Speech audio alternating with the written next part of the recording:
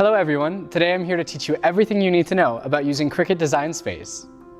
There are several uses for Design Space, so we'll start with using an SVG. SVG files allow you to import already created designs into your Design Space. First, you'll need to download the SVG you want to use. We have hundreds on our website for you to choose from. Open up the Design Space program and select Create.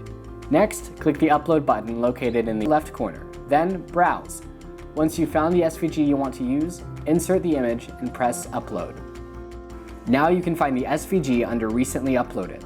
Insert the image and you're ready to start making any adjustments you may need. When you first upload the image, it will be grouped together, meaning the image will move as one. To make specific changes, click Ungroup. Now every element of the SVG can be moved individually or regrouped together by color to make cutting much less confusing. For things like words, you want to hold down your Shift key and click on each letter. Then press Weld. This will make your word or phrase cut exactly as you see it now, instead of a bunch of jumbled letters. Cricut Design Space will sort your image by color when it's time to cut. To make this a little easier for this demonstration, I'm going to change the hair and eye color of Adam. Something that will save you a lot of time is the Weld button. When design elements are the same color, for example, Eve's eyes and hair, repeat the same process as with the letters. Select each element you want to cut in the exact configuration as you see on your screen. Then, click Weld. Now when you cut your image, all the elements will stay right where you need them to be. It really takes all the guesswork out of layering your vinyl. One thing to watch out for is random small shapes that appear on your layers list. As you can see in this SVG, there are tiny specks that are invisible to the naked eye but are left over from the SVG design process. Delete these before cutting so you don't accidentally cut a hole somewhere you don't want to. It will also save you time while cutting your design to not have all those little extra pieces. When you are ready to cut, press Make It. As you can see, everything is sorted by color.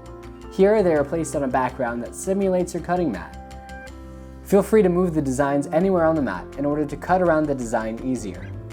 Also, if you are cutting on a piece of vinyl that you've already used, you can move the design to exactly where your vinyl is laying on the mat. Pay very close attention to the material you're cutting on. If it's adhesive vinyl, you do not need to mirror your image.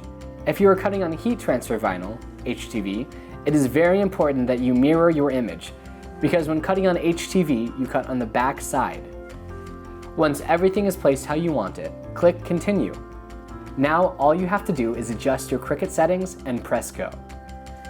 Now onto creating your own design. Design Space comes with several free options to create your own custom designs right on the program.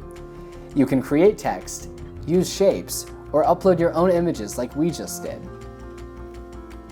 To insert text, click Text on the left side of your screen and type away.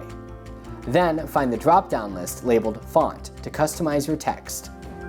Design Space offers a variety of free fonts. Click Filter, then My Fonts to see what's available to you. Of course, you can always subscribe to Cricut Access to unlock every font, image, and project on the program.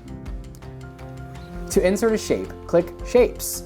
Select your shape, then resize it by dragging the corner, or by typing custom measurements into the size boxes at the top of your screen.